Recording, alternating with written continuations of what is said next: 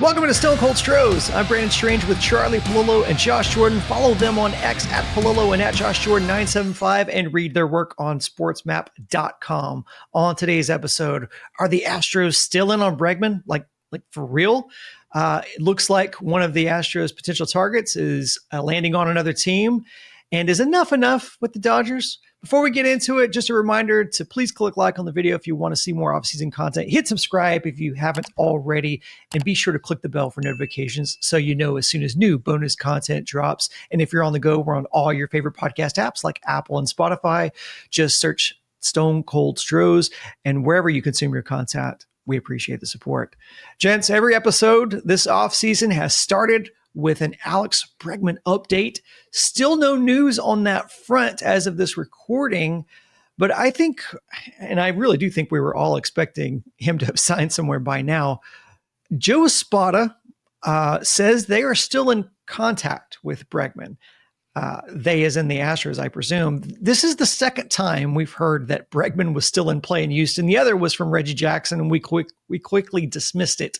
But what kind of swerve would it be if Houston ends up landing Bregman after all these moves they've made and all the moves we've seen from Houston this offseason? That would be quite the swerve. I, at this point, chalk it up to the wishful thinking column, but since Bregman's market obviously has not been that of his and Scott Boras' dreams, as we discussed before, if the Astros wanted to trade Isaac Paredes, I mean, they wouldn't get anything for him, but if they wanted to move the money to add to the Alex Bregman kitty, but would the Astros even still extend 6 years, $156 million, since quite obviously no one came in over the top on that? And when you factor in the tax issue in Houston, and Breggy so loved it here, I think he and the Red Sox, that still seem, if the Red Sox are willing to put out more money and block one of the best infield prospects in baseball, because supposedly Devers doesn't want to move to first base, so they'd be signing Bregman to play second base. But if you're Jim Crane, would you make that same offer to Bregman now? I don't think I would offer 6 years at this point. But as always, not my money, not our money. So it's if Jim Crane's feelings weren't hurt at being rebuffed at 6 years, 156. I mean, I do generally subscribe to never say never.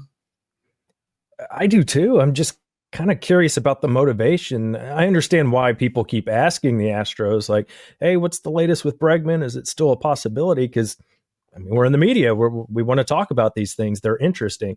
But if you're the Astros saying you're still, is that just to make the fan base feel better? Or do they really see themselves as possibly going after Bregman after they already filled his spot? That's was so odd to me. I mean, Paredes, like Charlie mentioned, how much are you going to get for him? And he was a big piece of that Kyle Tucker trade. You're just kind of throwing away a lot of value in that move if you don't use him at third base. So I don't really understand the logic. Is this a Espada? He's tight with Bregman, so we're still in contact. It just doesn't make a lot of sense to me. But that is the deal with Jim Crane. We've heard that when the Correa negotiations, we've heard it for years. They put down an offer, and that's the offer. But in this circumstance, would they lower the offer? And if you're Bregman, what do you do here? Would you rather return to the Astros on a longer deal or take a deal with some opt-outs? That's a shorter deal with more money per year with another ball club? I don't know, but it almost looks like Boras and Bregman, did they really screw this up and not see the market? Because you would imagine if the money was the best and it was the best offer, you would think if Bregman knew that, he would have just come back to the Astros. If you know that's the most money you're going to get, you're comfortable playing here. But did they misplay this? Is this all just kind of an effort to get some higher dollar amounts from other teams? I don't know. I'd certainly love to see Bregman back, but man, Dana Brown, if you go replace Bregman and then you end up signing him for a big deal and then you move the trade piece that you brought in to replace him, that doesn't make a lot of sense to me. But it's one of those situations where I really misclick as the GM of this baseball team. Well, I do find it interesting that Dana Brown said that they pivoted away from Bregman. He's already used that term, pivoted. They pivoted because the talks had stalled. That's a choice of words that I assumed was intentional, considering they didn't think they're going to get him back. I don't even know. Like maybe it's a 1-year deal or something like that, to where he can go test the market again. But that still would be very, very strange, considering the moves that have made prior to that. And it's too early to say whether Scott Boras has screwed Bregman this offseason. But do you think, now that Breggy has seen the market and seen what it looks like, if you injected him with truth serum, do you think he'd just rather have taken that deal? That's what you said, Josh. Would you think he would just rather have taken that deal and maybe saved himself a little bit of this waiting and the optics that he's had to go through this offseason? I have to lean yes. I mean, clearly they were thinking at least 7 years, at least $200 million, unless someone wanted to come, I guess, at 6 years, $200 million, but starting with a 2. And that will not be happening. That said, when you get to where you are testing free agency, to go through the experience, even if you're not getting the answer to the question you had that you'd hope for, would you have that? Well, I wonder if I'd gone out there. But 156 million birds in hand, I think I'd take that over. Gee, could I have gotten 200 million from the bush somewhere? I just wonder too, like, where did that $200 million come from? You guys remember we did a podcast on this a while back when Matt Chapman got that deal, the 6 years, $151 million deal. Everybody was abuzz, like, okay, well, this is maybe the ballpark of what Bregman could command. And for them to think that they would get $50 million more dollars, I don't understand the logic there. But yeah, Brandon, I think Bregman probably would, if he would have known ahead of time, just stayed with the Astros. I don't see why he wouldn't. But at this point, I think the train's left the station for the Astros. But it's interesting that Dana Brown and Espada don't seem to be on the same page. Like you mentioned, Brandon, we pivoted, but Espada saying they're still in contact and never say never. I find it really, and the whole Reggie Jackson thing in this is just really peculiar. Yeah, it wouldn't be coming back with hat in hand exactly, right. But the spin would be interesting to hear from all parties.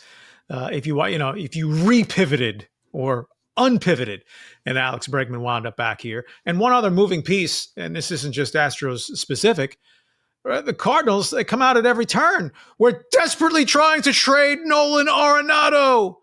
So any team that trades for Nolan Arenado is another possible Bregman suitor off the board, and it doesn't mean that the Cardinals are opening up third base for Alex Bregman.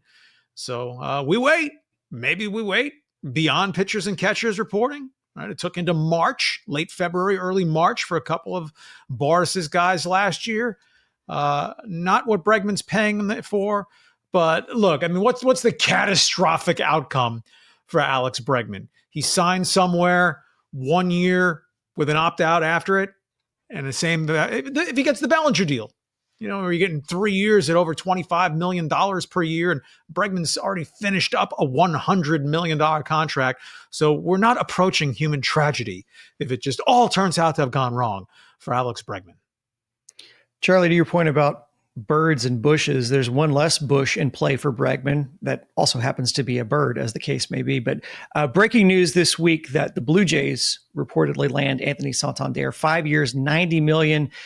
Now that we have the final price for Santander, would you guys rather have seen the Astros sign Santander at that current price of 5 at 90, or pay Bregman Houston's reported offer at 6 at 156? I'm not definitive, so if you are, Josh, maybe you can sway me. Oh, okay. I'll do it right now. Part of me was just the loyalty, the leadership, that you know what you have in Alex Bregman and Santander. That's why it's taken a while. People are like, can we count on him to continue to have years like he just had this past season? But based on the value and the savings that you'd get with Santander, he can hit left-handed, being a switch hitter, something you desperately need. And your outfield is a disaster right now. I think I would lead to Santander because you already plugged the Bregman hole when we got Paredes in the Kyle Tucker deal.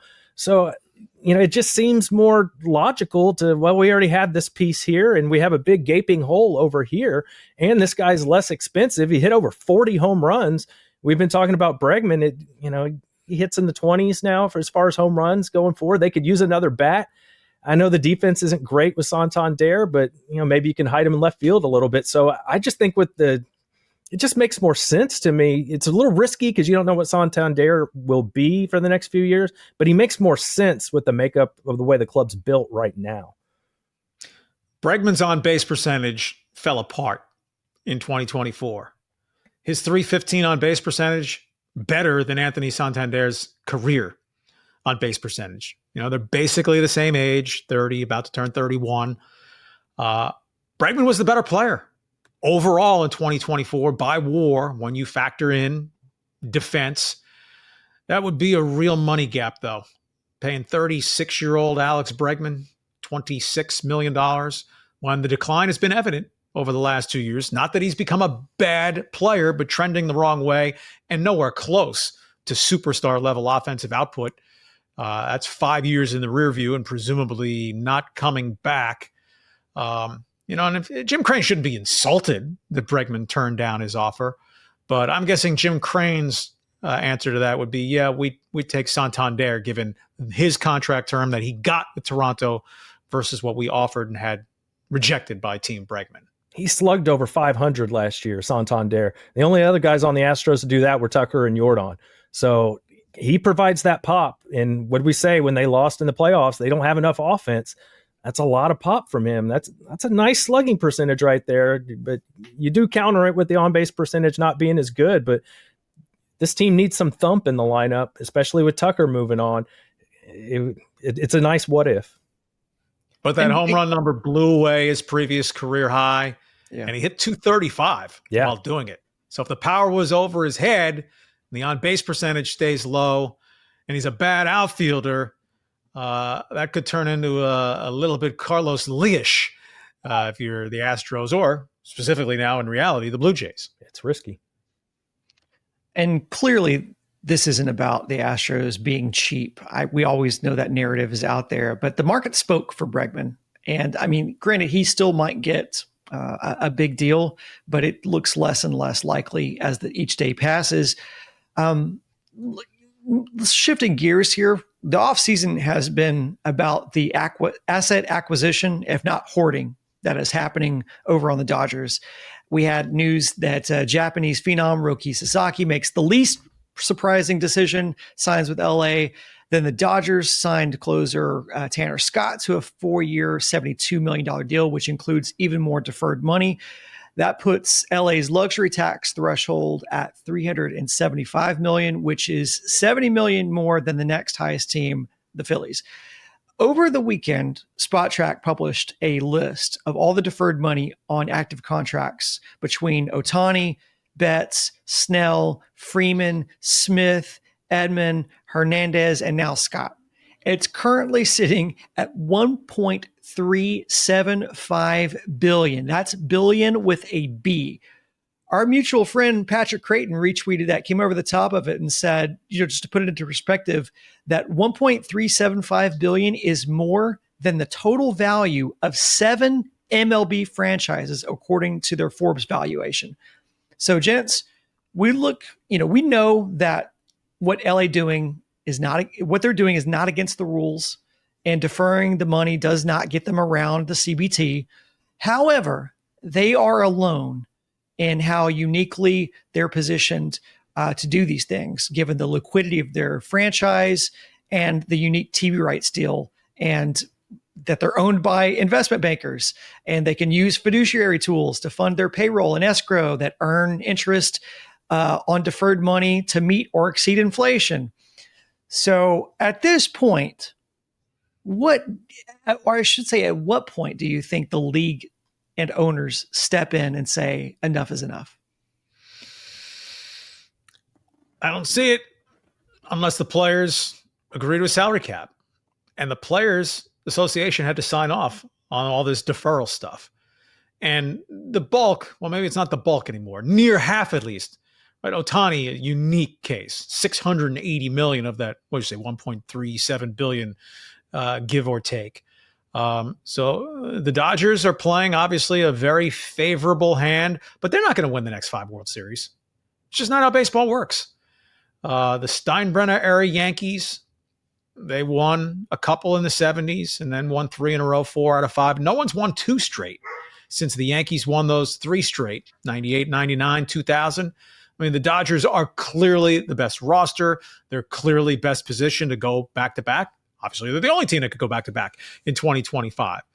But the nature of baseball, 3 out of 5 and then 4 out of 7, it's not like the Phillies, the Braves, the Mets, the Padres, whoever wins the NL Central. Whoever gets in there is going to be capable of taking the Dodgers down. But now everyone in the sport who's not a Dodger fan is going to be rooting for exactly that because it just feels fundamentally unfair.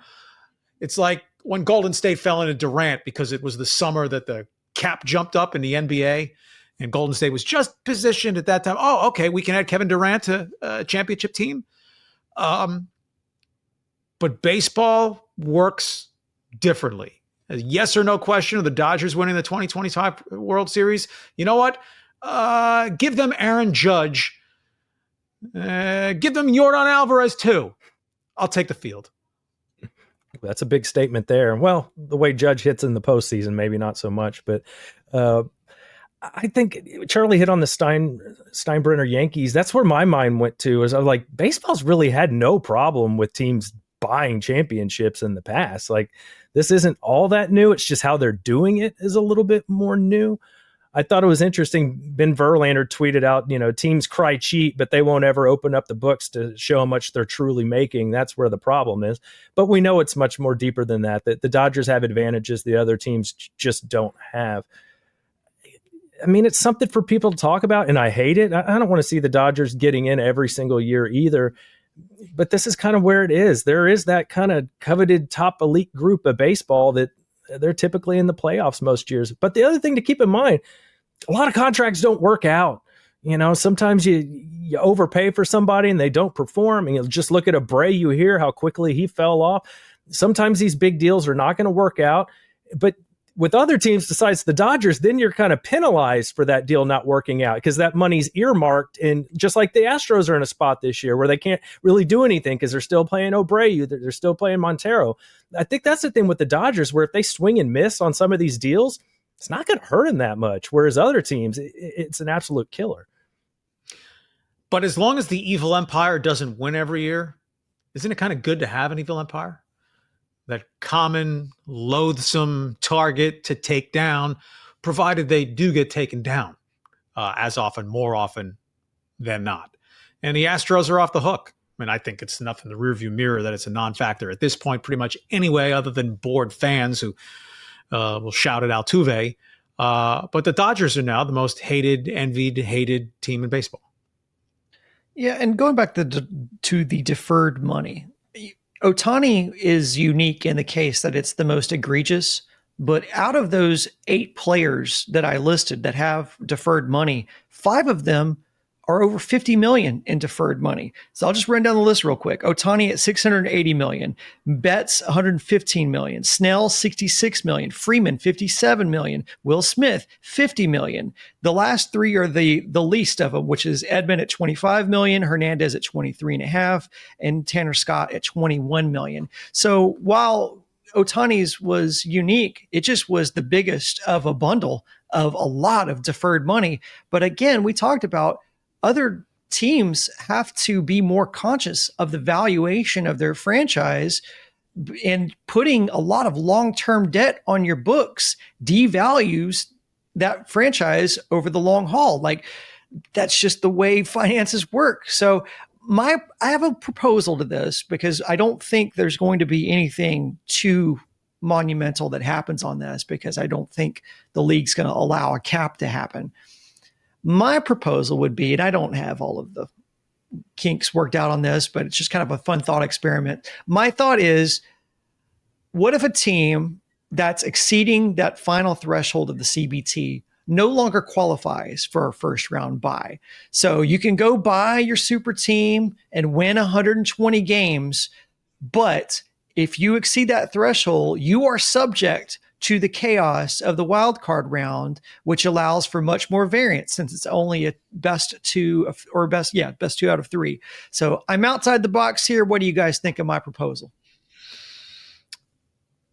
If the owners could just vote that through, I kind of feel like right now it'd be 29-1.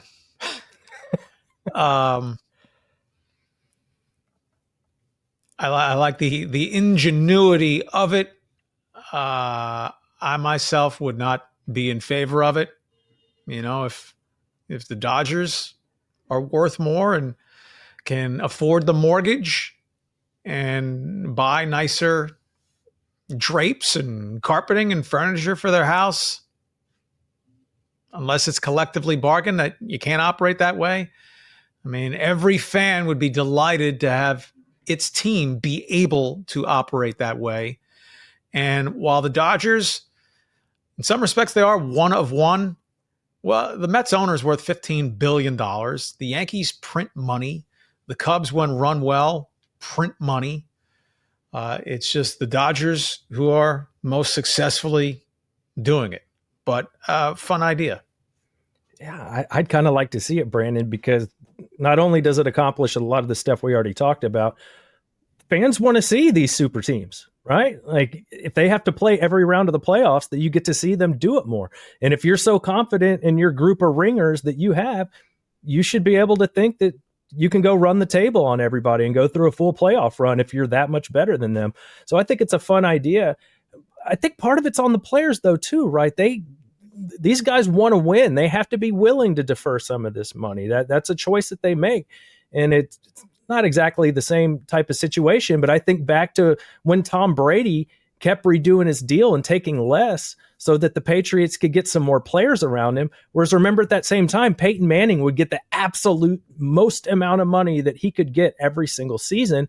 And he would say, well, it's not up to me to figure out the rest of the team. That's on the GM and the owners to figure out how to put talent around me.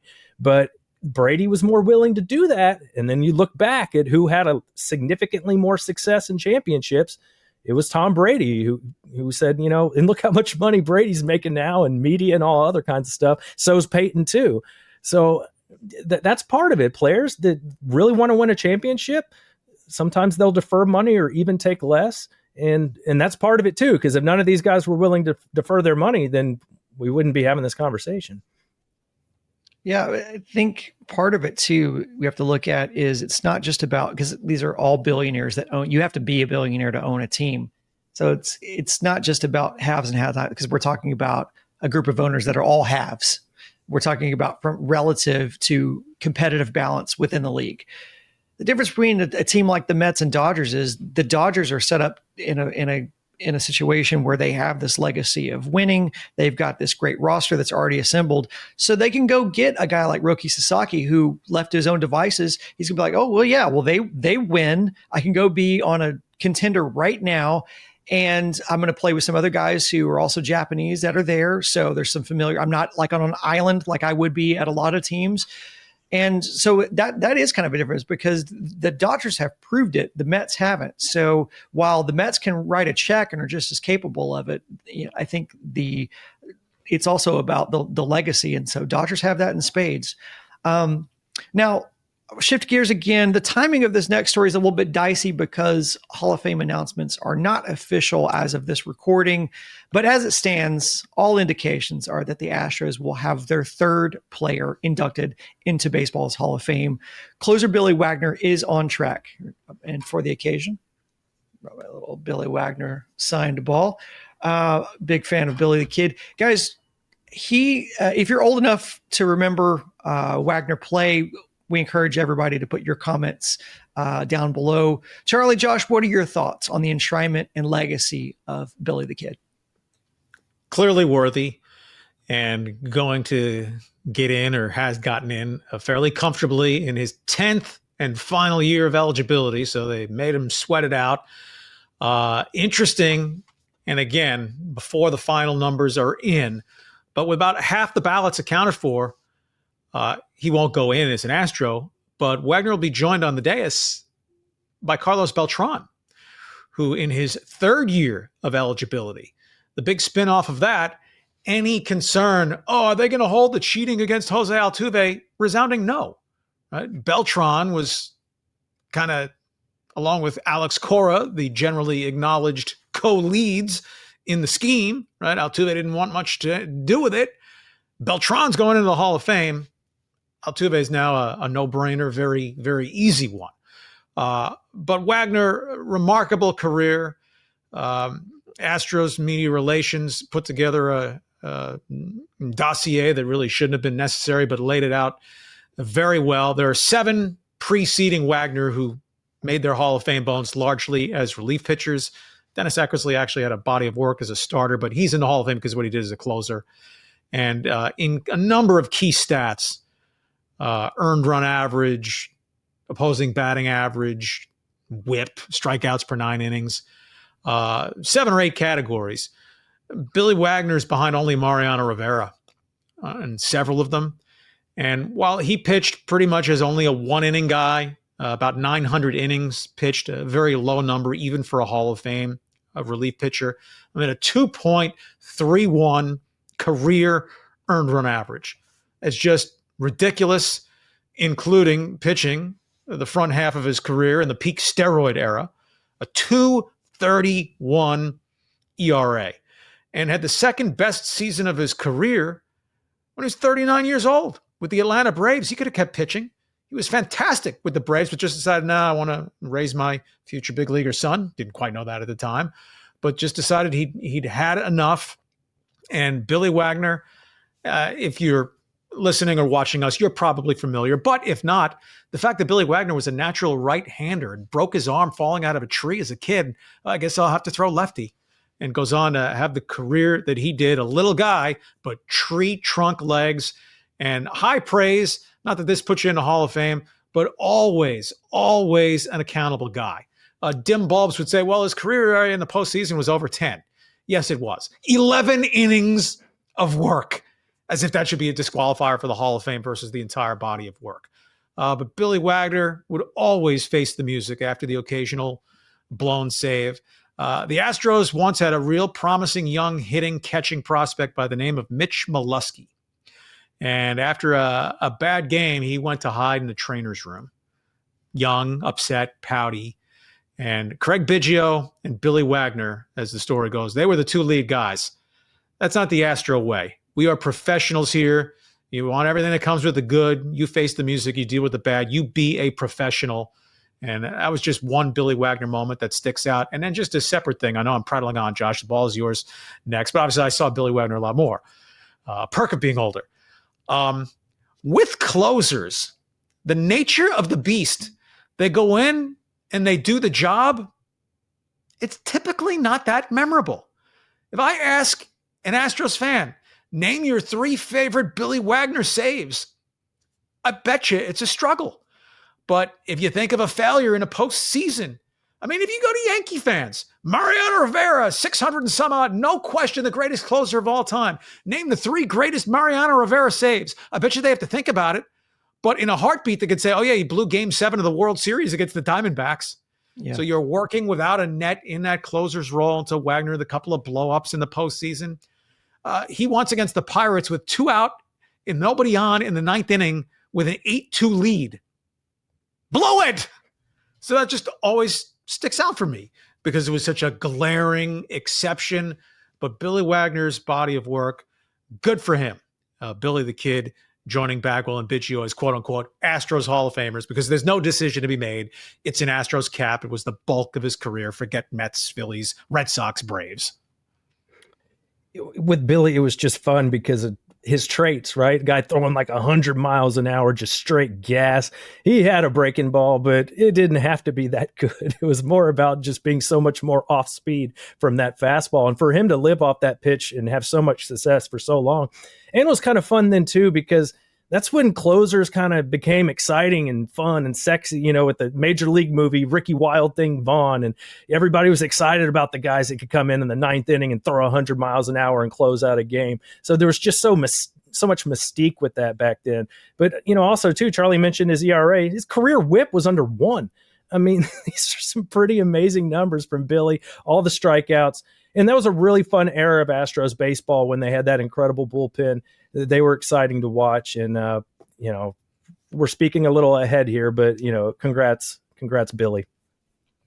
Yeah, and Billy was out of the game by the time I made my way into sports media, but I did get to meet him several times at Astros events, and obviously don't know him personally, but at everything any situation where I had ever had the opportunity to interact with him, literally one of the nicest, most humble guys you'd ever talk to, a guy who was generally, in my experience, very soft-spoken, versus the flamethrower that he was on the mound.